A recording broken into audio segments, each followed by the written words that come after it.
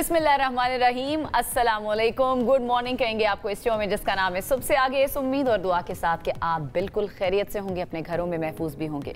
मेरा नाम अनम अहमद। मेरा नाम आयशा यूसुफ है। मेरी तरफ से भी बहुत बहुत वेलकम। आई होप कि आपके दिन जो है ना वो बहुत प्रोडक्टिव गुजर रहे होंगे। मैं हिसाब लगा रही थी कि सितंबर का महीना गुजर रहा है, अच्छी तरह से हिसाब तकरीबन 9 महीने जो है ना 2025 के गुजर गए एंड ऑनेस्टली बिल्कुल पता ही नहीं चला।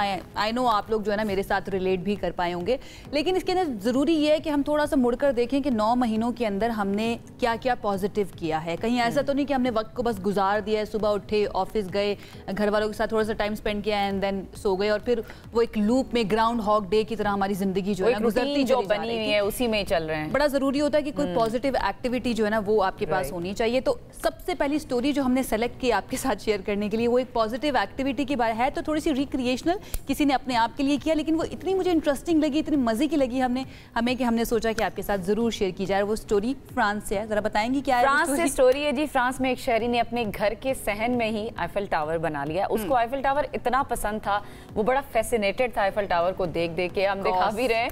अब ये जो बंदा है ये रिटायर्ड है और 77 साल इसकी उम्र है। धात से वो काम करता रहा है सारी जिंदगी, धात का काम। और उसने फिर वो कारीगर था, अपने पोते के साथ मिलकर उसने आईफल टावर की हूबहू जो नकल है वो तैयार की है। और काफी अरसे से वो बता रहा है कि ये मेरा ख्वाब था कि आईफल टावर को मैं बनाऊं। और इस प्रोजेक्ट में आपको पता है उसने 8 साल का टाइम लगाया। जितनी प्रिसीजन मुझे नजर आ रही है ना उसकी इस मॉडल के अंदर, उसके अंदर तकरीबन मैं मान सकती हूँ कि 8 साल लग सकते हैं। लेकिन इसको देखकर मुझे ये ख्याल आया कि जब हम अपने बड़े बूढ़ों की तरफ देखते हैं ना तो वो 40-50 के बाद कहते बस जी जिंदगी जी ली हमने, खत्म हो गया।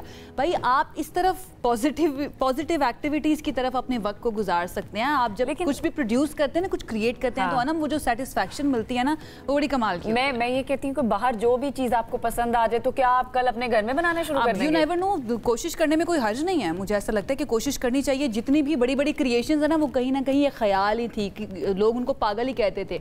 आप सोचें कि जिसने फोन बनाया उसके बारे में सबसे पहले लोगों ने कहा होगा कि ये तो पागल है, ये क्या बातें कर रहा है, मैं यहाँ बैठ के अमेरिका में कैसे बात कर सकता हूँ। तो आपको थोड़ा सा पागल होना पड़ता है कोई नई क्रिएशन करने के लिए। तो ये स्टोरी बहुत इंटरेस्टिंग थी, हमने सोचा शेयर करें। अगली स्टोरी है जनाब मैक्सिको से, जहाँ पर एक कार्गो ट्रक जो है वो सड़क के बीचों बीच एक सिंक होल में गिर गया और सब देखते रह गए।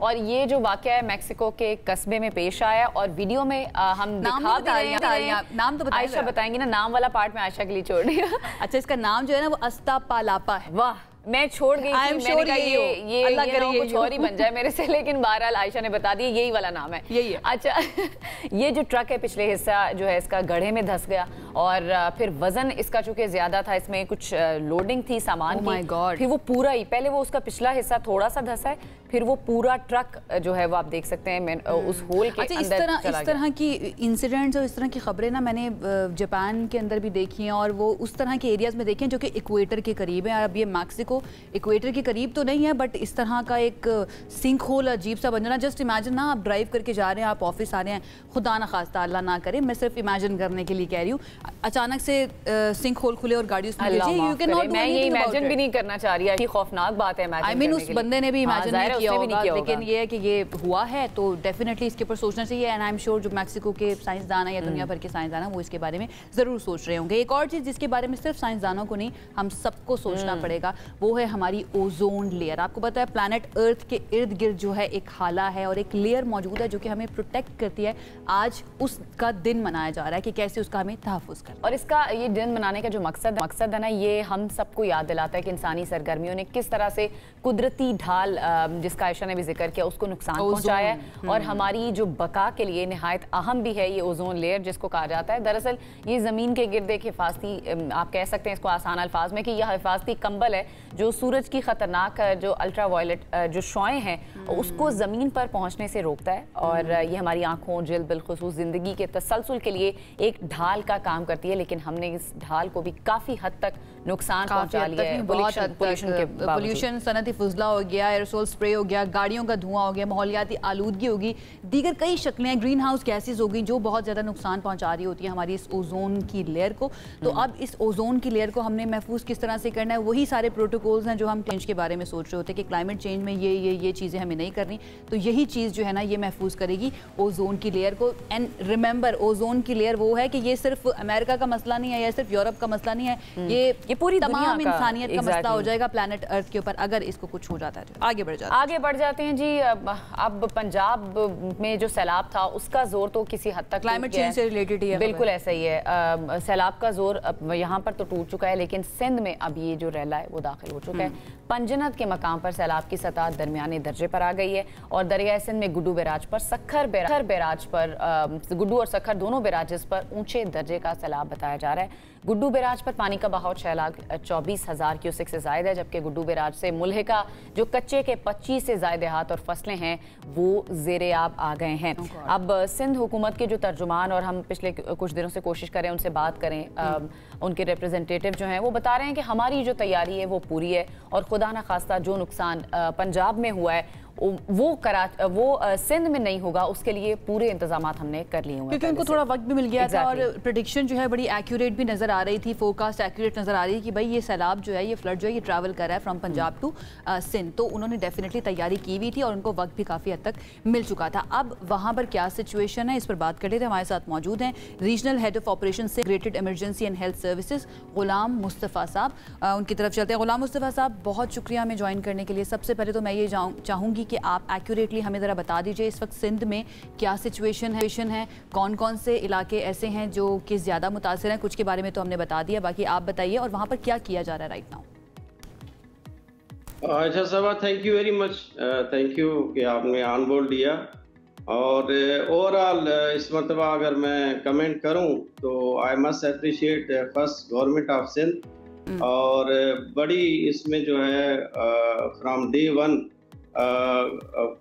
वेल कोऑर्डिनेटेड और ऑर्गेनाइज तरीके से इसमें मीटिंग्स होती रही हैं और अवाम के जो नुमाइंदा हैं वो और कमिश्नर से लेके डीसी और एससी साहिबान तक सब के सब इंक्लूडिंग SIS 1112 जो हमने मेडिकल असिस्टेंस रूटीन में भी दे रहे हैं और स्पेशली जो रेस्ट इसमें एमरजेंसी फ्लड के हिसाब से भी अल्हम्दुलिल्लाह वी आर ऑन बोर्ड। तो अभी की सूरत हाल ये है कि गुड्डू के मकाम के देखें तो कल से अब तक जो है ऑलमोस्ट कोई 13,000 क्यूसेक्स जो है ये पानी कम हुआ है और सखर की बात करें तो 33,000 ये प्लस में गया है और सुबह से अब तक जो है अगर मैं सिर्फ सखर बैराज की बात करूं तो almost there is no change. अच्छा, ओवरऑल जो है अगर बात करूं तो उसमें जितनी चीजें हुई हैं उसमें चाहे इवैक्यूएशन हो, कैंप्स हो। गुलाम मुस्तफा साहब, ये बताइएगा जो दूर दराज के इलाके होते हैं वहाँ पर नॉर्मली हम देखते हैं कई दफ़ा इमदाद पहुँच नहीं पा रही होती या वहाँ पर जो लोग फंसे हुए होते हैं उनको रेस्क्यू करने में मुश्किलात का सामना करना पड़ रहा होता है। ऐसे कौन से सिंध के इलाके हैं जहाँ से लोगों को निकालने के लिए मसाइल पेश आ रहे हैं या उनको वहाँ से जो एमरजेंसी सर्विसेज हैं वो पहुँचाने में मुश्किलात आ रही हैं? अच्छा, जो मेरा रीजन है उसमें स्टार्ट फ्रॉम कश्मीर से शुरू होता है और इसमें प्रॉब्लम्स अभी इसलिए आ रही हैं, अगर मुझे थोड़ा सा टाइम दे, कि पहले दिन से जो डिस्ट्रिक्ट एडमिनिस्ट्रेशन है और बाकी जो नुमाइंदगान हैं रिक्वेस्ट करते रहे आम आवाम से कि पानी का जो लेवल है इट इज़ इंक्रीजिंग, तो बराए मेहरबानी आप टाइमली इवैक्यूएट हो। हमारे पास आप लोगों के लिए कैंप्स हैं और बाकी सारी की इंक्लूडिंग खाने पीने की, इवन जो है मैंने I have seen on ground medical से लेकर they have done everything even for live stock. तो यू नो के घर छोड़ना थोड़ा सा एक चैलेंज होता है और people are not so willing to leave their homes at first stage.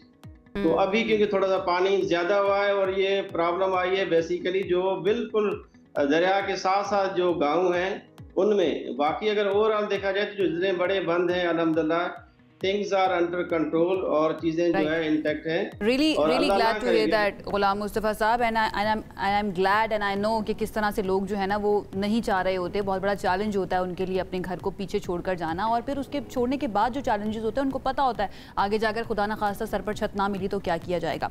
ये बताइएगा कि अभी तक जब से ये सारा रेस्क्यू का अमल शुरू हुआ है क्या स्टैट्स आपके पास आए हैं, कितने लोग जो हैं वो एक जगह से दूसरी जगह मुंतकिल हुए हैं, कितने रेस्क्यू एंड रिलीफ मुख्तलिफ सेंटर्स बनाए गए हैं या फिर कैंप्स कहाँ पर लगाए गए हैं जहाँ पर लोग जाकर गुजर बसर कर रहे हैं? ये कैंप्स जो हैं, मैं अगर कहूँ तो ये बिल्कुल कश्मीर से शुरू हैं और जहाँ जहाँ से दरिया जा रहा है या जहाँ पे भी माजी में जो एरियाज अफेक्ट हुई हैं वहाँ पे कैंप्स डिस्ट्रिक्ट एडमिनिस्ट्रेशन के तवस्सुत से वहाँ पे मौजूद हैं। और अभी तक अगर सखर डिवीजन का कहूँ तो मोर देन 80,000 जो है बंदे रेस्क्यू हो चुके हैं। ठीक है। और उसमें और कौन सी नई टेक्नोलॉजी का इस्तेमाल किया जा रहा है लोगों को रेस्क्यू करने के लिए गुलाम मुस्तफा साहब? प्लीज से अगेन। मैं ये कह रही हूँ कि which technology are you using right now? Okay, शुरू में तो अवेयरनेस के सेशन दिए गए, फिजिकली इवन डीसीज तक गए और एफएम रेडियो पे ऐलानात हुए और मस्जिदों में और बाकियों में, और उसमें थोड़ी सी वेकेशन हुई। अभी what about the people who are stuck and they don't have the phones and the internet right now, और उनके बारे में किसी को नहीं पता कि किस तरह से जो है उनको महफूज मकामात पर आना है, उनके बारे में क्या किया जा रहा है?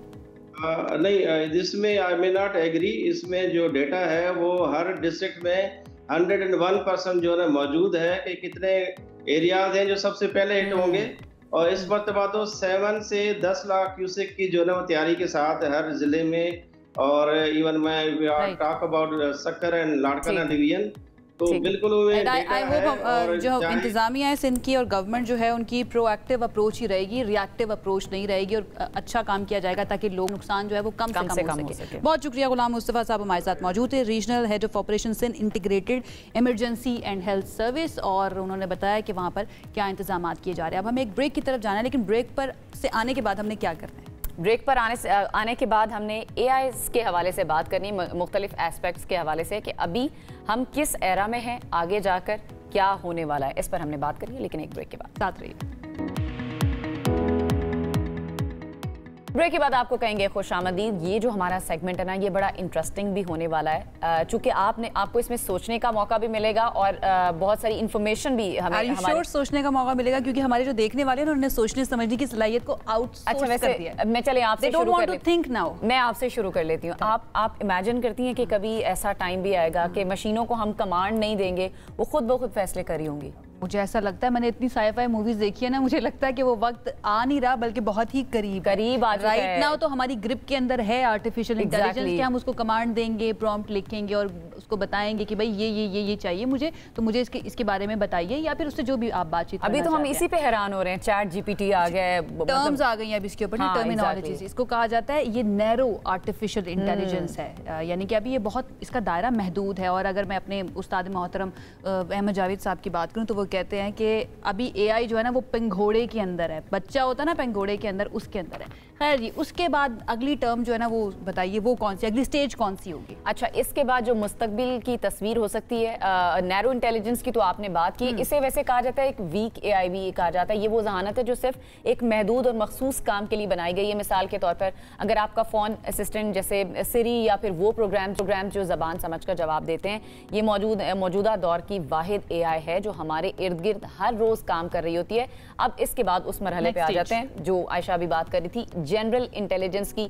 ये वो टेक्नोलॉजी है जो इंसान के दिमाग की सतह पर होगी, यानी ये सिस्टम सोच भी सकेगा, समझ भी सकेगा और फिर फैसला भी ले सकेगा। अच्छा, पहले वाली जो है, जो नैरो है, उसको ANI कहते हैं, इसको कहते हैं AGI। ये बिल्कुल इंसान की तरह, जैसे हम लोग मल्टीपल काम एक वक्त में कर सकते हैं ना, सोच भी सकते हैं, साथ में आपसे बात भी कर रही हूँ, हो सकता है मैं किसी को सुन भी रही हूँ एंड देन कुछ और सोच भी रही हूँ, तो ये उसकी तरह काम कर सकेगा।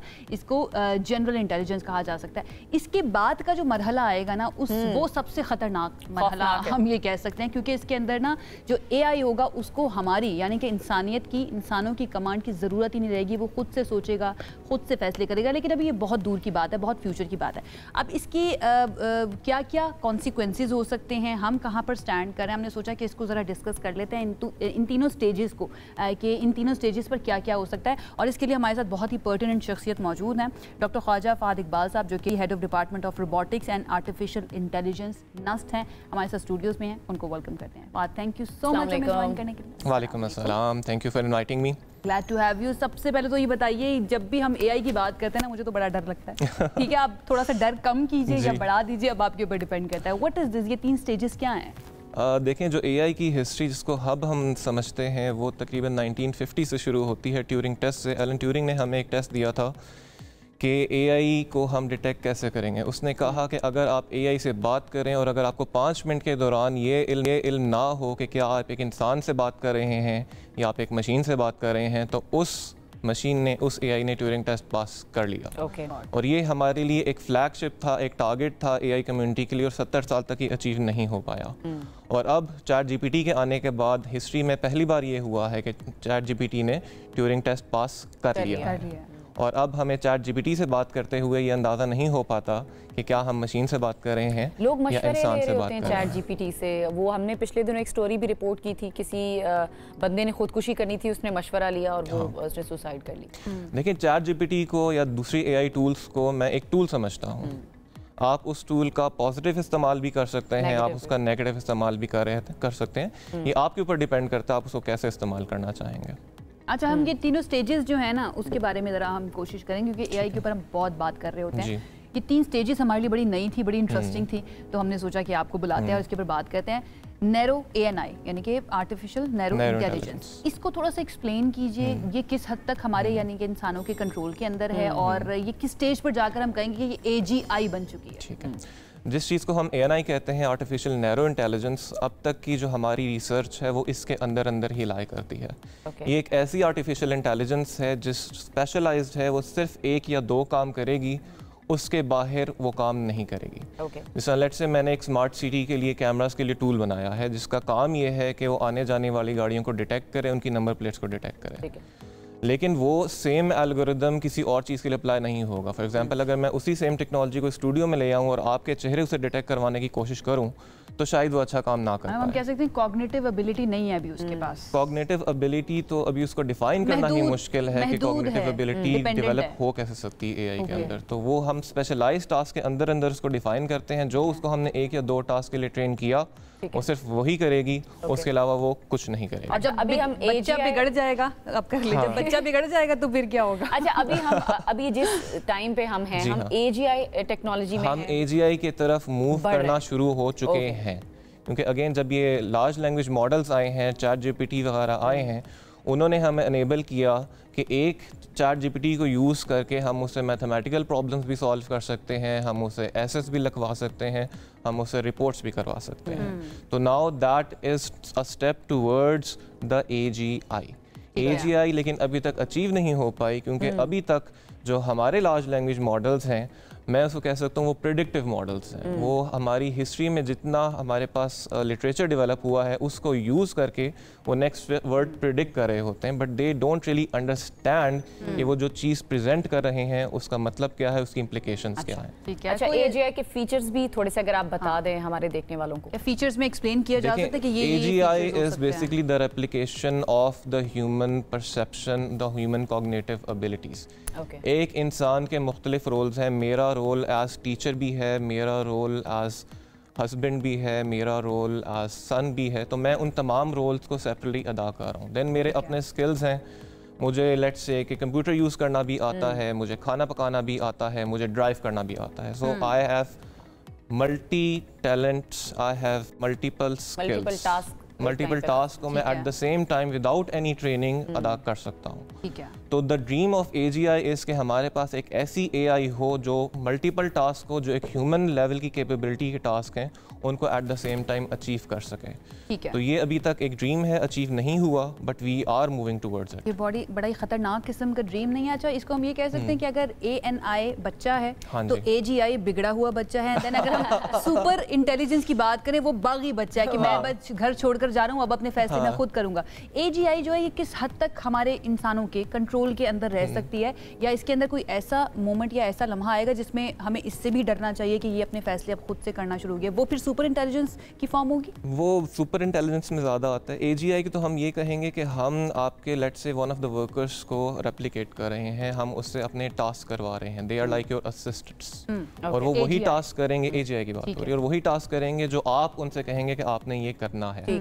उसके पास कोई अपनी अर्जेंसी, अपनी एजेंसी नहीं होगी, वो खुद से कोई इनिशिएटिव क्रिएटिव लिबर्टी या जो काम करने की लिबर्टी है वो भी देंगे, लेकिन महदूद दायरे के अंदर, कंस्ट्रेंट्स के अंदर रहते हुए वो काम करेगा। विदाउट दोस कंस्ट्रेंट्स कब तक हम कंप्लीटली मूव हो जाएंगे एजीआई की तरफ, और फिर देन मुस्तकबिल का हाल तो अल्लाह ही जानता है। नहीं, आप जिस तरह हम टेक्नोलॉजी आगे आगे बढ़ रही है, आपको क्या लगता है? मुख्तलिफ एस्टिमेट्स हैं, कुछ एक्सपर्ट्स कहते हैं कि शायद 20 साल के अंदर ये अचीव हो जाएगा, कुछ कहते हैं 50 साल, और कुछ कहते हैं कि शायद 100 साल में भी ये ना हो पाए।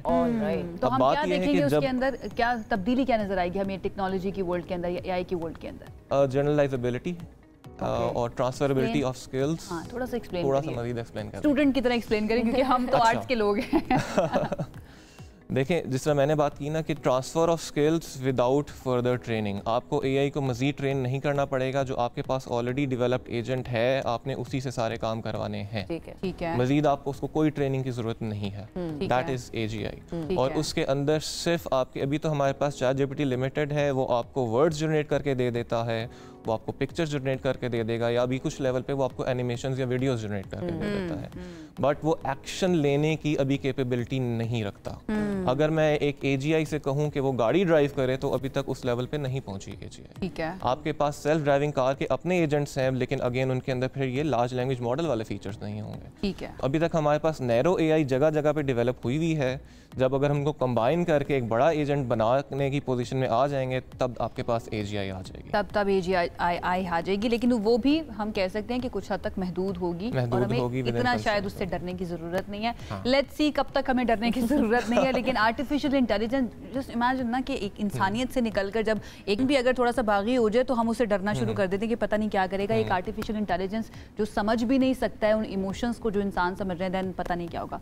Fahad, thank you so much. Thank you so much. Lovely to have you. बहुत अच्छे तरीके से अच्छा लगा आपसे बात करके, बहुत अच्छा लगा। थैंक यू सो मच हमें ज्वाइन करने के लिए। जनाब, एक ब्रेक की तरफ हमें जाना है। ब्रेक से जब हम वापस आएंगे तो हमारे पास और भी अहम सेगमेंट्स हैं जिन पर हमें बात करनी है। एक ब्रेक के बाद साथ रहिए।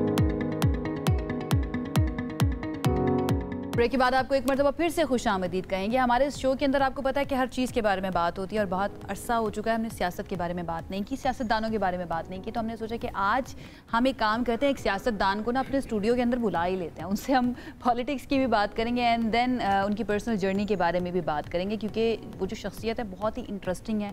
और जब वो MPA बनी थी पंजाब से, तो वो यंगेस्ट MPA थी अपने टाइम की, और यूरोपीय यूनियन के अंदर जाकर उन्होंने पाकिस्तान की नुमाइंदगी भी की। इस वक्त वो MNA है, मुस्लिम लीग नून से उनका ताल्लुक है, और इसके साथ साथ यूथ मीडिया टीम जो है उसको हेड भी कर रही है पंजाब से। हमारे साथ कौन मौजूद है ना? हमारे साथ जो शख्सियत मौजूद है, मैं थोड़ा सा बताना चाहूँगी। पहले बताइए के हवाले से, पहले मैं बताऊंगी, फिर इंट्रोडक्शन करा देते हैं। मैं चाह रही हूँ कि बिल्ड हो जाए ना, थोड़ा सा लोगों को पता चल जाए। तो मैं ये कहना चाह रही हूँ कि सोशल मीडिया के जो इम्पोर्टेंस है ना, हम उनसे वो भी समझने की कोशिश करेंगे, क्योंकि वो यूथ विंग जो है उसको लीड भी कर रही है, उस पर काम भी कर रही है, और साथ साथ जो सियासी कॉन्ट्रोवर्सी नून लीग के अंदर ही शुरू हुई थी उनकी क़यादत में ही, वज़ीर रेलवे हनीफ अब्बासी और फिर वज़ीर दिफा ख़ारजा आसिफ, आपको पता है पिछले दिनों से ये कॉन्ट्रोवर्सी चल रही थी, उनके दरमियान अब सीज़ फायर हो चुका है। अब ये कॉन्ट्रोवर्सी क्या थी और किसने सीज़ फायर कराया, इस पर भी हमने बात करनी है। हमारे साथ मौजूद हैं शुमाइला राना, जो कि नेशनल असम्बली की मेंबर भी हैं मुस्लिम लीग नून से। अस्सलाम वालेकुम शुमाइला, कैसी हैं आप? वालेकुम सलाम, मैं अल्हम्दुलिल्लाह ठीक हूँ। कोई चीज़ मिस तो नहीं हो गई इंट्रोडक्शन में? नहीं कवर कर लिया आपने सारा। नहीं, जबरदस्त, आपने बड़ा ब्रीफ नोट दिया है। Glad to have you Shumaila. सबसे पहले मुझे ये बताइए कि क्या चल रहा है, हुकूमत जो है वो किस तरह की चल रही है, एंड देन पंजाब से आपका ताल्लुक भी है, वहाँ पे सोशल मीडिया टीम को आप लीड भी कर रही हैं, तो क्या सिचुएशन इस वक्त चल रही है, कैसे देख रही है सिचुएशन?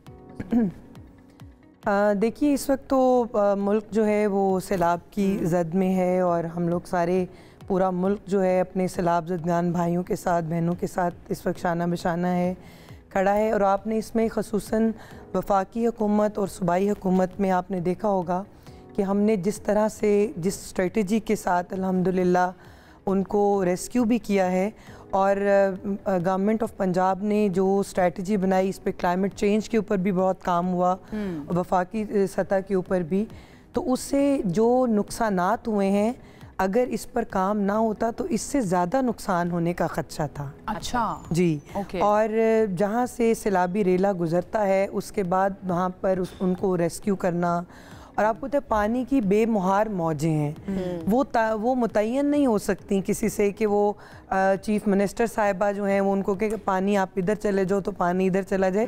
वो जब पानी का एक रेला आता है तो वो फिर सब कुछ बहा कर ले जाता है।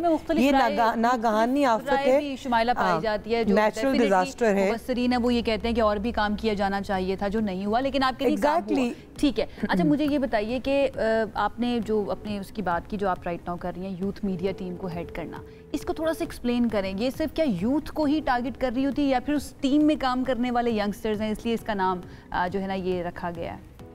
देखिए यूथ विंग मीडिया टीम हमारे विंग्स बने होते हैं और उसमें किसान विंग है, लेबर विंग है, मदर विंग है, यूथ विंग है, उलमाए विंग है, इसी तरह लॉयर विंग है। तो यूथ विंग के अंदर जो चूँकि यूथ जो है वो मरियम नवाज शरीफ साहिबा के साथ बहुत ज़्यादा अटैच्ड है और सोशल मीडिया के ऊपर भी, ग्राउंड मीडिया के ऊपर भी, ग्राउंड पे भी सॉरी, तो अल्हम्दुलिल्लाह वो हमारे साथ काम करना चाहते हैं। और हमने पॉलिटिकली जो है वो यूथ को एज ए शील्ड के तौर पे जो है वो इस्तेमाल नहीं किया।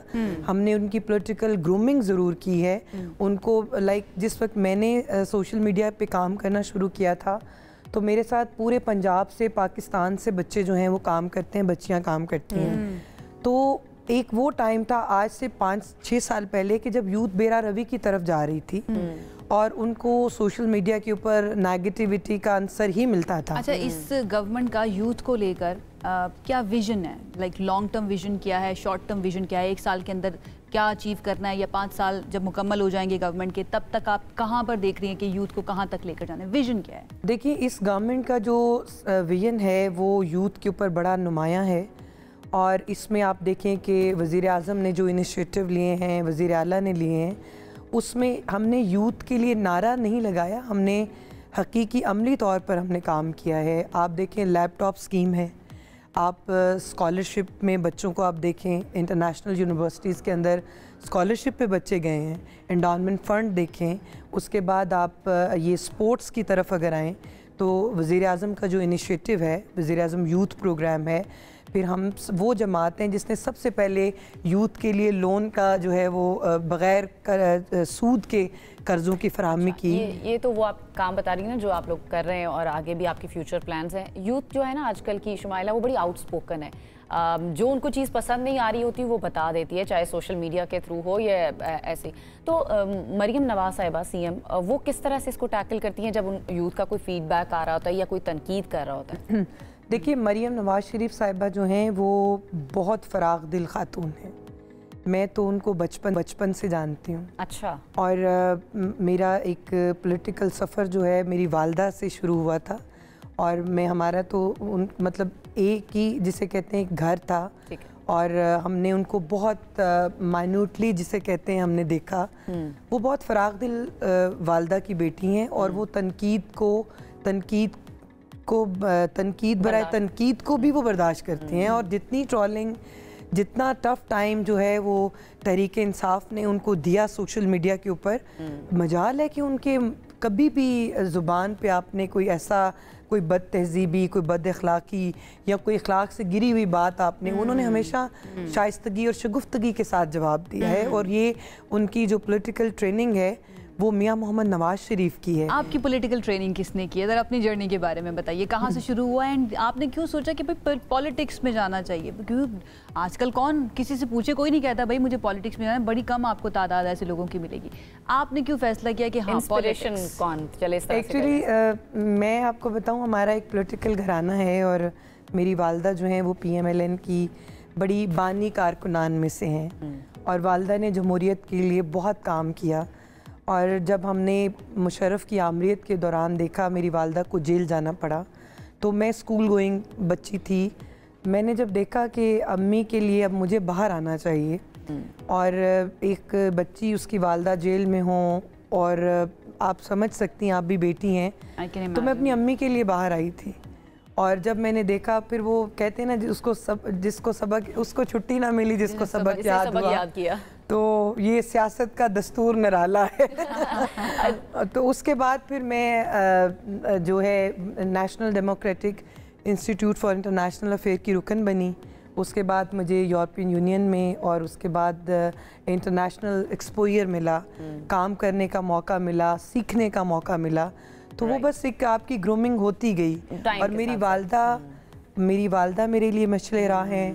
बेगम कलसूम नवाज साहिबा से हमने बहुत कुछ सीखा और बहुत रख रखाव वाली खातून थी। और उसके बाद मैं एक और नाम लेना चाहूँगी जिनका मेरी जिसे कहते हैं ना रूहानियत का एक ताल्लुक है, और उन्होंने मेरी बच्चों की तरह तरबियत की। ख्वाजा साद रफ़ीक और उनकी मिसेस बेगम गजाला साद रफ़ीक साहिबा हैं। उन्होंने मुझे हमेशा एक बच्चों की तरह, बेटी की तरह, छोटी बहन की तरह उन्होंने की। मैंने सच पूछे इंसानियत, इखलाक, रख रखाव मैंने उन घरानों से सीखा। लेकिन शुमाइला, सियासत के अंदर देखिए, सब हमारे मुल्क के अंदर हमें भी 10-15 साल हो गए इस फील्ड में काम करते हुए। हम भी देख रहे हैं एक गवर्नमेंट आ रही है, दूसरी जा रही है, एक सियासी जमात के ऊपर मुश्किल वक्त है। तो सियासत में हमेशा हालात एक जैसे नहीं रहते। आज मुस्लिम लीग नून की गवर्नमेंट है, इससे चंद साल पहले बड़ा मुश्किल टाइम भी मुस्लिम लीग नून ने देखा सियासत के अंदर। उस वक्त कभी सोचा कि क्या कर रहे हैं, सियासत छोड़ो, कुछ और करते हैं ज़िंदगी के अंदर? या अक्सर ये होता है मुल्क छोड़ के भी चले जाते हैं, बस ठीक है कर ली जितनी सियासत करनी थी। तो वो मुश्किल टाइम के अंदर दिमाग में क्या चल रहा होता है, क्या सोचें आ रही होती हैं, एंड देन अपने कारकुनान को किस तरह से आपने मोटिवेट, क्योंकि कारकुनान आपकी तरफ देख रहे होते हैं कि भाई हमने क्या करना है मुश्किल वक्त के अंदर। मैं आपको बताऊं, हमारी जमात के ऊपर बहुत कड़ा वक्त आया। आप ये देखें कि वो एक टाइम था जब लोगों को बाहर निकलने की भी इजाज़त नहीं थी। तो मेरी वालदा ने भी आमरीत के दौर में बाहर निकली, जमात के लिए काम किया, जमहूरियत के लिए किया। इसी तरह ही मैंने उनके जो हैं फुटस्टेप को फॉलो किया। तो जब मरीम नवाज़ शरीफ और हमारी जो सफ़े अव्वल की क़यादत थी, शहबाज शरीफ साहब थे, मियाँ नवाज़ शरीफ साहब, उनको जेल में जब मतलब डाला गया, तो उस वक्त बहुत चंद लोग जो थे वो फ्रंट फुट वॉरियर थे। उनमें एक मैं भी थी। मतलब हमने लाठियां भी खाई, हमारे पे झूठे FIRs भी हुए, हमने मुश्किल वक्त में जमात का साथ भी दिया और बाहर निकले और ये बताया कि मरीम नवाज़ शरीफ ने जो जमहूरियत का अलम उठाया था उसमें उनके शाना बशाना जिसे कहते हैं, उनके विजन के साथ हम लोग थे। और आज आप पार्टी के साथ हमेशा रहे हैं? बिल्कुल रहे। और मैं आपको एक मज़े की बात बताऊं कि पार्टी पॉलिटिकल जमातों में जो सियासी कारकुन होता है उसकी कोई जिसे कहते हैं ना एक पॉलिटिकल थॉट होती है, उसके एम्स नहीं होते। राइट। जो एम लेकर जमातों के अंदर आते हैं वो सियासी कारकुन नहीं होते। ठीक हो गया। मुझे सीट मिली, मुझे टिकट मिली, मुझे पिछले टेन्योर में टिकट नहीं मिली, उससे पहले मुझे 2 दफ़ा सूबाई असेंबली में जाने का मौका मिला। हमने आगे भी मोटिवेशन भी होती है जो व्हिच कीप्स यू गोइंग। ये आप कुछ बताना चाह रही हैं? मैं कुछ ऐड करना चाह रही हूँ और आपसे सवाल भी करना चाह रही है। अगर आपको क्रिकेट में थोड़ा इंटरेस्ट है, क्योंकि आजकल फीवर चल रहा है क्रिकेट का, एशिया कप चल रहा है, और फिर जो अभी रीसेंट कंट्रोवर्सी हुई है, आपको पता ही होगा मैच रेफरी का, और फिर इंडिया की टीम ने जो किया है, पाकिस्तान बॉयकॉट कर रहा है जब तक रेफरी के अगेंस्ट कार्रवाई नहीं होती। इंडिया की बिहेवियर, इंडियन टीम के बिहेवियर को आप किस तरह से देख रहे हैं? देखिए, इंडिया हमेशा से नैरो विजन का और मुतसब एक रवैया अपनाता है, और उनकी एक जालसी का फैक्टर जो है वो बनता भी है, क्योंकि हमने उनको बनियानुल मरसूस में बड़ी बुरी तरह शिकस्त दी है।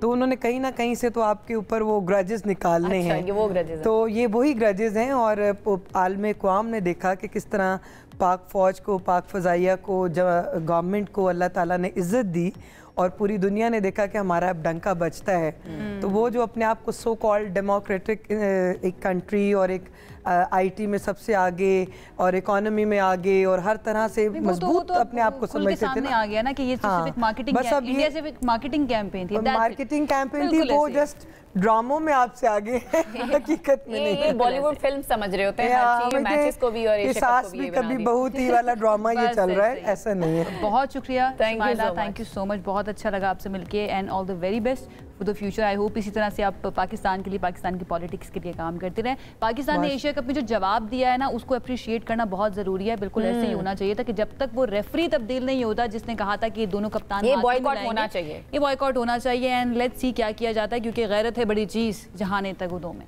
एक ब्रेक की तरफ जाते हैं, ब्रेक से वापस आएंगे, मजीद बात करेंगे, साथ रहिए। This segment is brought to you by Allied Bank Limited. Back segment है हमारा मनी मैटर्स। पाकिस्तान की मईशत इस वक्त सख्त दबाव का शिकार है, महंगाई बढ़ रही है और कर्जों का बोझ भी पाकिस्तान पर है, और ऐसे में आलमी मालियाती इदारों की शराइत आवाम और हुकूमत दोनों के लिए एक बड़ा चैलेंज बने हुए हैं। ऐसे में एक दिलचस्प और हैरान कुन खबर सामने आई है, जो कि ये है कि गुज़श्ता एक माह के दौरान पाकिस्तानी रुपए ने गैर मुल्की करेंसियों के मुकाबले में मामूली मगर काबिल जिक्र बेहतरी दिखाई। ये कैसे हुआ है? ये आप बताएं या हम अपने एक्सपर्ट से पूछेंगे? ये हम जानेंगे। फरहान बुखारी साहब आपको पता हमारे साथ मौजूद होते हैं, लेकिन उनकी तरफ जाने से पहले थोड़ा सा आपको बता देते हैं कि 2023 में हालात इस कदर बिगड़ चुके थे कि महज एक दिन में रुपए ने अपनी कदर का 10% हिस्सा जो है ना वो खो दिया था। इस वक्त की अगर बात की जाए तो स्टेट बैंक ऑफ पाकिस्तान और हुकूमत ने IMF के दबाव पर रुपए को मसनूई सहारा देना छोड़ दिया था, जिसके नतीजे में मार्केट ने शदीद रद्द अमल भी दिया था। लेकिन अब कई माह के बाद सूरत हाल कुछ हद तक हमें संभलती हुई दिखाई दे रही है। अब इसकी रीज़न क्या है? क्या ये कि गवर्नमेंट जो है वो इसके अंदर इंटरवीन नहीं करी या इंटरफेरेंस उसकी ख़त्म हो चुकी है और मार्केट के हाल पर छोड़ दिया? फरहान बुखारी साहब से जान लेते हैं। अस्सलाम वालेकुम। जी अस्सलाम वालेकुम। कैसे हैं आप? ठीक ठाक हैं? First class. मेरे ख्याल में लोगों ने डॉलर्स लेने जो छोड़ दिए हैं उसकी वजह से पड़ा है। साल डेढ़ साल पहले तो एक बिल्कुल ही बेलगाम चीज़ थी, लोग जाते थे मनी चेंजर्स के पास, जितने पैसे होते थे वहाँ, और ये सख्ती की वजह से ही हुआ है। सख्ती की वजह से हुआ है और जायज़ हुआ है, क्योंकि देखिए एक तो आपकी बैरून मुल्क सफ़र की जायज़ ज़रूरत है। आप डॉलर्स लें, जो सरकारी आदाद शुमार हैं उनके या जो पाबंदियाँ उनके मुताबिक ले लें। यहाँ पे ये हो रहा था कि लोग खाम में डॉलर्स लेकर बाकायदा शादियों में सलामियाँ डॉलर्स पे दी जाती थी और उसके मुकाबले होते थे कि जी किसने कितने। ये तो आप बड़ी अच्छी वाली बात बता रहे हैं। कुछ लोग तो उनको स्टॉक भी कर लिया करते थे ना कि उससे थोड़ा पैसा बनाएंगे। तो ये सख्ती की वजह से अब थोड़ी सी बेहतरी हम इसके अंदर देख रहे हैं। जो गवर्नमेंट की इंटरफेरेंस हुआ करती थी मसनूई तरीके से आर्टिफिशियली डॉलर को कंट्रोल करने की, वो भी आपको कम नजर आई है, जिसकी वजह से इस पर असर आया? वो किसी हद तक तो होगी और है भी, हमें ख़बरें यही मिलती हैं। लेकिन चूँकि अब पाकिस्तान के ज़र मुबादला के ज़ख़ायर कोई 20 अरब डॉलर तक बढ़ चुके हैं, जो कि पाकिस्तान के लिए एक बहुत बड़ा जंप है। 10 अरब डॉलर से कम थे जबकि बहरानी कैफियत थी।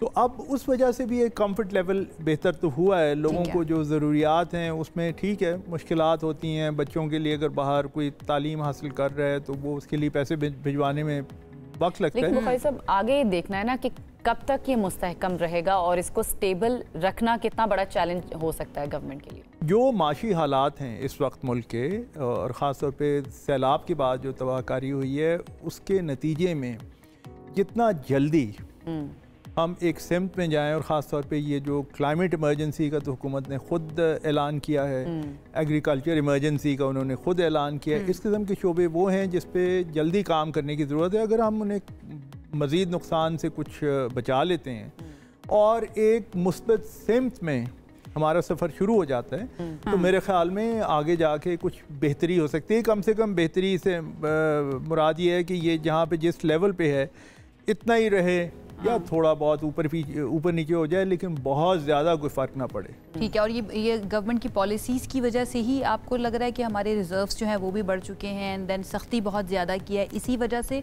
हमें जो है इसकी वैल्यू थोड़ी सी बेहतर होती भी नज़र आ रही है।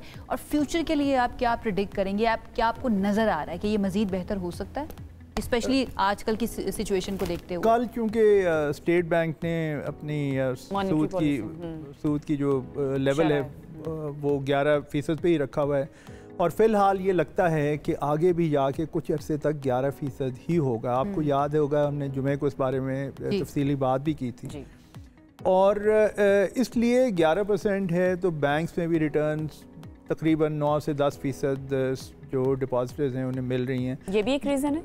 ये भी एक रीज़न है कि अब लोग ज़्यादा एकदम से डॉलर की तरफ नहीं जा रहे। डॉलराइजेशन की तरफ कोई बहुत तेज़ी से रुझान नहीं है। अगर ये इसी तरह हम संभाले रखें कुछ अरसे में मेरे ख़्याल में मज़ीद कुछ स्टेबिलिटी आ जाएगी, लेकिन ये सुस्त रवि का होगा। ये ग्रेजुअल प्रोसेस है। अगर हम समझे कि जी अगले हफ्ते कोई यहाँ पे डॉलर्स की बारिश होगी तो वो नहीं होगा। ये हमें वक्त और फिर एक सिमत में चलना पड़ेगा और अपने जो मसाइल हैं उन्हें देखना पड़ेगा। हमारी सिमत ठीक है अभी? गवर्नमेंट की सिमत आप बात करें, सिमत में एक में चलना पड़ेगा। अभी जो डायरेक्शन है हमारी ठीक है? कागजी हद तक ठीक है। लेकिन जैसे मैं पहले भी अर्ज़ कर चुका हूँ, एक से ज़्यादा दफ़ा कह चुका हूँ कि आपको अपनी प्रायोरिटीज़ बहुत हद तक बदलने की ज़रूरत है। कल ही हमने देखा पिछले 24 घंटे में कितनी दफ़ा वो ख़बर नशर हुई है कि जी रावलपिंडी से इस्लामाबाद तक रेल कार, भाई रेल कार ठीक है आपने कर दी, वो ट्रैक पहले ही है, लेकिन इसके अलावा जो रावलपिंडी से मरी तक का वो ग्लास कवर ट्रेन का है, कितनी दफ़ा जिक्र कर चुके हैं, पिंडी से लाहौर फास्ट ट्रेन है, ये सब की सब चीज़ें आपको फ़िलहाल सस्पेंड करने की ज़रूरत है। सड़कें भी बहुत बना चुके हैं, जहाँ पे कोई टूटी हैं उसे आप रिपेयर कर दें। जैसे जलालपुर पीरवाला के नज़दीक एक जगह पे मोटरवे में भी शगाफ आया है, ठीक है आप रिपेयर करें। एग्जैक्टली, बहुत ऐसा है ना, अगेन हम रोज़ ही तकरीबन बात कर रहे होते हैं कि तरजीहात को हमें ठीक करने की ज़रूरत है। बहुत शुक्रिया फरहान बुखारी साहब हमारे साथ मौजूद थे और इस बहुत ही अहम मामले के ऊपर अपनी राय दे रहे थे कि क्यों जो डॉलर है उसकी कदर में मामूली सही लेकिन कुछ बेहतरी हुई है। एक ब्रेक की तरफ जाते हैं। ब्रेक से जब हम वापस आएंगे तो हमारे पास और भी अहम टॉपिक्स हैं जिन पर बात करेंगे। एक ब्रेक के बाद साथ रहिए।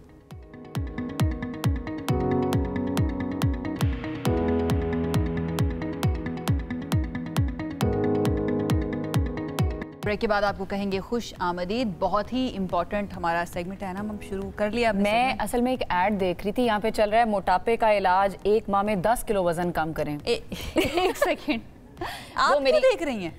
आपको तो ज्यादा करने वाला सारे लोग ऐसे होते हैं जिनको मशवरे की जरूरत होती है, तो मैं तो मशवरा देने के लिए देख रही हूं। अच्छा, आपके साथ भी जो बैठा हुआ है उसको मशवरे की जरूरत नहीं, आपको पता है वो बड़े मशवरे देने वाली है। जनाब, हमारा जो आज का सेगमेंट है ना वो मोटापे के बारे में है। हम अक्सर ये एड्स देख रहे होते हैं कि भाई 30 दिन में आप 10 किलो घटा सकते हैं या फिर 2 माह में 15 किलो कम करें, और अब तो मैंने ये भी सुना है कि भाई 1 हफ्ते के अंदर 2 किलो आपका वजन जो है ना वो भी कम। और लोग मोटिवेट भी हो जाते हैं फौरन से, जो भी लिखा हुआ आ रहा होता है, ये दूसरों से जो सुनते हैं या तो उस पर कुछ लोग तो रिएक्ट करते हैं, हंस देते हैं, अच्छा जी बस ये फजूल चीज़ है, लेकिन कुछ लोग सोच लेते हैं कि शायद ये इतना ही आसान होगा। आपको लगता है कि हो सकता है? मुझे तो भी आयशा जरूरत कभी पड़ी नहीं, मैं उस मरहले से कभी गुजरी नहीं हूँ। नॉर्मली इस चीज से लोग गुजरते हैं, मेरे ख्याल से हो ही जाता होगा। वो हो ही जाता होगा, ये मुझे नहीं पता, लेकिन मैं बहुत मोटिवेट हो जाया करती थी तकरीबन 4 से 5 साल पहले। जो लोग मुझे जानते हैं, मेरे हल्का है बाबा वाले लोग, उनको पता है कि मैं अच्छा खासा वजन कम किया हुआ है। तो सवाल ये है कि क्या वाकई में इतनी तेजी से वजन करना मुमकिन है, कम करना मुमकिन है, कम करना मुमकिन है या नहीं? मैं तो इस बात को जानती हूँ कि कम हो सकता है, लेकिन वो बहुत ही ज़्यादा आपके अंदर वीकनेस छोड़ जाता है और उसके साइड इफेक्ट्स बहुत ज़्यादा होते हैं। हेल्दी तरीका कौन कौन सा हो सकता है? अच्छा, और मुख्तलिफ लोग जो होते हैं उनको कौन कौन से चैलेंजेस का सामना करना पड़ता है? अगर आपको कोई खुदा न खास्ता बीमारी भी है, उम्र का मसला है, तो फिर किस तरह से कम किया जा सकता है? तो हमने सोचा कि इस सेगमेंट को इस तरह से हम डिज़ाइन करें कि हमारे साथ कुछ केस स्टडीज़ भी मौजूद हों, कुछ वॉलंटियर्स भी मौजूद हों एंड देन एक्सपर्ट्स भी मौजूद हों। इंट्रोडक्शन करवाइए। पहले मैं इंट्रोडक्शन करा देती हूँ। हमारे साथ जो एक्सपर्ट्स मौजूद हैं, हमारे साथ डाइटिशियन है सारा फारूक साहिबा। अस्सलाम वालेकुम सारा, ठीक है आप? इसके साथ साथ हमें ज्वाइन किया फिटनेस एक्सपर्ट तहमीना कौसर साहिबा ने। अस्सलाम वालेकुम। वालेकुम अस्सलाम। आप दोनों फिट एंड फाइन हैं? अल्हम्दुलिल्लाह। Thank you so much, glad to have you. इसके साथ साथ हमारे साथ कुछ वॉलंटियर्स भी मौजूद हैं, कुछ तो हमारे ऑफिस में ही थे, तो हमने सोचा कि भाई आपको बाहर जाके पैसे देने पड़ेंगे तो हमारे पास आइए, हमारे साथ एक्सपर्ट भी होंगे तो वो आपको हेल्प कर सकते हैं। मेरे लेफ्ट साइड के ऊपर आपको सुहेल अख्तर भाई नजर आ रहे हैं। एज यू कैन सी कि हमने उनको क्यों बुलाया है, उनका मसला जो है ना हम आज कोशिश करेंगे अपने इस सेगमेंट में हल करवाएं। उसके साथ साथ मिसेस नकवी हमारे साथ मौजूद हैं। अस्सलाम वालेकुम ma'am, thank you so much हमें ज्वाइन करने के लिए। एंड अब्दुल रहमान साहब भी हमारे साथ मौजूद हैं। मैं तो वैसे कही थी कि वैसे ऐसे ही क्यूट अच्छे से लग रहे हैं, लेकिन उन्होंने कहा कि नहीं मैं अपना वेट कम करना चाहता हूँ, तो हमने कहा आ जाइए हमारे शो के अंदर। तो आप तीनों का बहुत शुक्रिया हमें ज्वाइन करने के लिए। बहुत शुक्रिया। जनरली स्टार्ट करते हैं कि ओवरऑल ये एड्स किस तरह से होते हैं एंड देन हम अपने वॉलंटियर्स और केस स्टडीज़ की तरफ आएंगे और उनके मसले जो है ना अपने एक्सपर्ट से पूछेंगे। सारा आपसे स्टार्ट कर लेते हैं। ये जो हम एड्स देख रहे होते हैं, 1 महीने के अंदर 15 किलो वजन कम कर सकते हैं, 2 महीने के अंदर 20 किलो कम कर सकते हैं, ये क्या वाकई में हो सकता है या फिर ये सिर्फ दिखाने के लिए मार्केटिंग टैक्टिक है?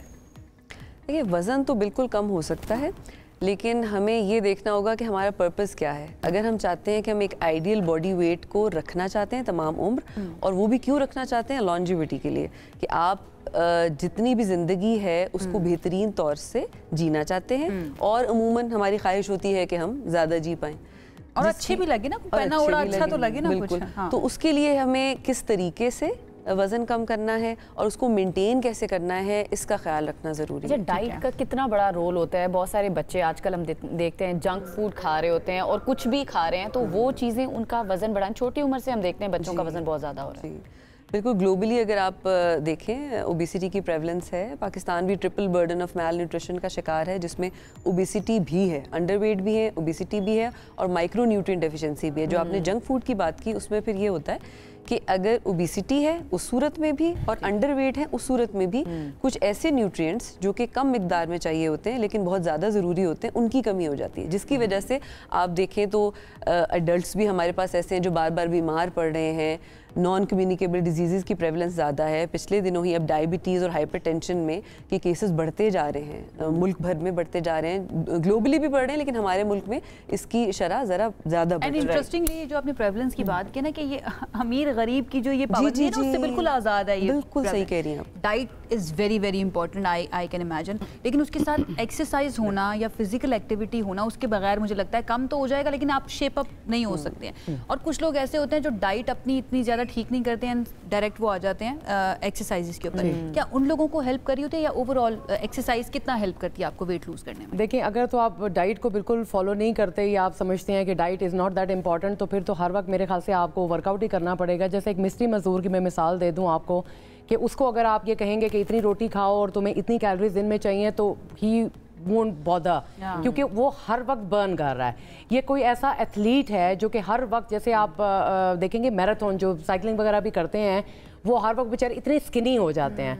तो डाइट इज़ वेरी इंपॉर्टेंट। अगर आप नॉर्मल जो अपनी लाइफ स्टाइल गुजारना चाहते हैं, यानी आप नॉर्मल काम करते हैं और चीज़ें करते हैं, तो अगर एक्सरसाइज नहीं करेंगे, सिर्फ डाइट कर रहे हैं, तो आपकी बॉडी को नहीं पता कि कहाँ से वेट लूज करना है। ठीक है, क्योंकि बॉडी तो ओवरऑल लूज कर रही है। exactly. तो आपने मसल आपने रिटेन करना है, because at the age of 30 to 35 आप वैसे ही मसल मास लूज कर रहे होते हैं। तो फिर जैसे जैसे आपका एज बढ़ती जाती है, आपका मेटाबॉलिज्म स्लो हो जाता है। इसीलिए हमने जो है ना हर उम्र के और हर जेंडर के यहाँ पे केस स्टडी रखी हुई है, सो दैट उनकी भी हेल्प हो एंड देन हम लोगों को भी गाइड कर सके। अख्तर साहब, आप सुहेल साहब आपसे स्टार्ट कर लेते हैं। सुहेल अख्तर नाम है, मैंने अख्तर पहले बोल दिया था। हमें नज़र आ रहा है कि आप थोड़ा स्ट्रगल कर रहे हैं वेट लूज करने के लिए, करना चाहते हैं? नहीं, वैसे ऐसे भी ठीक है जी, बिल्कुल। ये तो कौन नहीं चाहता कि मतलब अच्छी सेहत जो है वो रहनी चाहिए। ठीक है। और मैंने लास्ट ईयर जो है वो कुछ वेट जो है वो लूज़ किया था, लेकिन कुछ हमारी जो है वो प्रोफेशनल जो एक्टिविटीज़ हैं वो इस किस्म की होती हैं कि हमने न्यूज़ रूम में बैठना होता है। ज़्यादातर हमने, अगर हम बैठेंगे नहीं कंप्यूटर के सामने, तो आप लोग जो खबरें पढ़ते हैं तो वो फिर नजर जो है ना वो बताइए क्या होता है। लाइक आपकी एज क्या है, आपका BMI अगर आपने चेक किया हो वो क्या है, एंड देन कितना आप लूज करना चाहते हैं? लास्ट ईयर मैंने कम किया था, लेकिन ज़ाहिर है कि फ़िज़िकल एक्टिविटी जो है वो ना होने के बराबर है। कुछ हमारी प्रोफेशनल जो है वो ड्यूटीज़ इस किस्म की होती हैं कि बैठे रहना, तो उसमें हमने बैठे रहना है कंप्यूटर के सामने, तो ताकि आप तक खबरें जो है वो पहुंचती रहें। तो उसमें कई दफ़ा जो है वो सुस्ती, मतलब उसका एलिमेंट होता है कि हम फिज़िकल एक्टिविटी उस तरह से नहीं कर पाते, या अगर हम खाने की रूटीन ख़राब करते हैं तो उस पर डेफिनेटली जो है वो आपका वेट जो है आपने बड़े अच्छे तरीके से 1 3 से 2 निशाने किए। हमें पता है आपके बॉस यहीं पे बैठे हुए, आपने बताया कि वहाँ बैठ के काम करते रहते हैं लेकिन हम पूछ लेते हैं। सारा, सबसे पहले तो इनकी डाइट के बारे में बताइए एंड देन क्या करना चाहिए इनको वेट लूज करने के लिए? एग्जैक्टली, क्योंकि आपने केस स्टडी ही दे दी है तो मैं बताना चाहूँगी कि BMR होता है, बेसल मेटाबॉलिक रेट। आम BMR कैलकुलेटर होता है, आप ऑनलाइन देखेंगे कैलकुलेटर आ जाएगा, उसमें आप एज, हाइट, जेंडर और वेट लिख के कैलकुलेट करेंगे, वो आपकी रेस्टिंग कैलोरीज निकलेंगी। यानी अगर आप कुछ भी एक्टिविटी नहीं रखते तो आपकी कितनी कैलोरीज कंज्यूम करती है आपकी बॉडी, उससे आपको आइडिया हो जाएगा कि अगर मैंने वेट कम करना है तो ये अगर मैं इतनी कैलोरीज खा लूँ तो आपको वीकनेस नहीं होगी, आप फिजिकल एक्टिविटी बढ़ाएं तो आपका वेट कम होने लग जाएगा। ठीक है। अच्छा, अब उसमें एक चीज़ मैं आपको और बता दूं, जो बैठ के काम करते हैं उनके लिए, कि अगर वो वेट ट्रेनिंग कर लिया करें तो उससे BMR बढ़ जाता है, यानी कि रेस्टिंग स्टेट में भी ज़्यादा कैलोरीज बर्न होती हैं बनिस्बत आम हालात के। आपकी रनिंग, साइकिलिंग जो एरोबिक एक्सरसाइजेज है ना, उनका ताल्लुक BMR के बढ़ने से नहीं है, सिर्फ कैलोरी बर्न करने से है, लेकिन वेट ट्रेनिंग का इससे है। तो अगर बैठे हैं तो डंबल रख ले हर थोड़ी देर बाद, बेहतरीन जल्दी नहीं जाना पड़ेगा जिम के लिए, आप वहीं बैठ डंबल्स ले आया करें अपने साथ रोजाना। चलें जी, मिसेस नकवी की तरफ चलते हैं। मिसेस नकवी, आपका कोलेस्ट्रॉल का प्रॉब्लम है, कब से है ये प्रॉब्लम और क्या आपकी फैमिली में और भी लोगों को है? 4-5 साल से है। ओके। और अभी मैंने करवाया है तो काफ़ी बढ़ावा आया है मेरा। ठीक है। तो ये किस वजह से है, क्यों इतना ज़्यादा हो जाता है? मैं गोश्त ज़्यादा नहीं खाती, मुर्गी। अच्छा, आपने वेट भी रिड्यूस किया है? वेट भी मैंने 2 किलो कम किया अपना वेट ना। ठीक है। और लेकिन ये है कि क्या दाल और सब्ज़ी कोई ऐसी है कि जिसके खाने से कमी आए या वो फ़ायदेमंद हो जाए इसके लिए ना। ठीक है, एज को भी देखते हुए एंड देन अच्छा हम वैसे सुहेल का पूछेंगे कि फिजिकल एक्सरसाइज क्या हो सकती है, या मिसेस नकवी का बताइए। आप अगर अपनी डाइट में दालें जिसमें और लोबिया, चने, दालें और ग्रीन लिफी वेजिटेबल्स जो कि पत्तों वाली सब्जियां होती हैं उनका भी इजाफा या उनको शामिल कर लें।